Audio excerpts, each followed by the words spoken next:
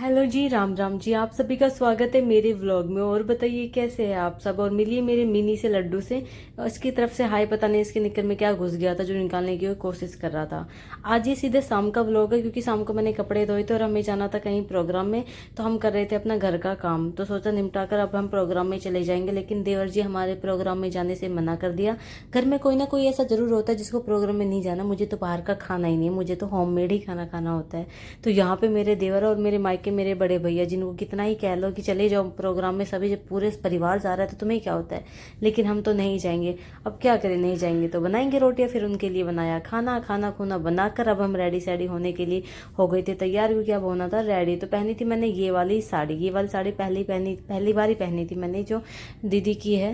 तो ये वाली साड़ी पहनकर फिर हम रेडी होने लगे थे, कॉम वॉम करके बिल्कुल, क्योंकि अब बिल्कुल टाइम हो गया था 8 बजे। 8 बजे ही सारे हमारे जो फैमिली मेम्बर है वो सभी जा रहे थे।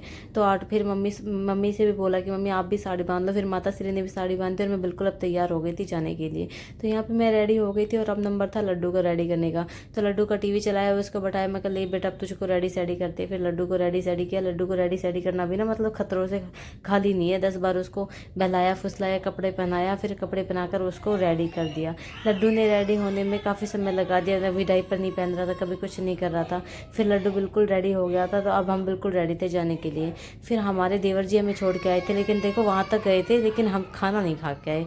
फिर उनको हमें छोड़कर वो आ गए थे। यहाँ मेरी माता श्री देखो इतनी प्यारी लग रही है। तो यहाँ पर हम सब रेडी सेडी होकर चले गए थे नीचे। हमने जाके दरवाज़ा खोला, फिर हम बैठ कर पहुँचे अपने जहाँ पे पार्टी थी। यहाँ पे था कुआ पूजन, एक छोटा सा बेबी का वेलकम हो रहा था। तो यहाँ पर हमारी सबकी फ़ोटोज़ वगैरह लेने के बाद हम पहुँच गए थे सीधा मेन्यू पर। सबसे पहले मैंने माता श्री और लड्डू को बैठाया। मैं कहा अब आपका खाना ले आती हूँ, क्योंकि मम्मी से भी नहीं चला जाता, फिर बच्चे के साथ भी होता ना।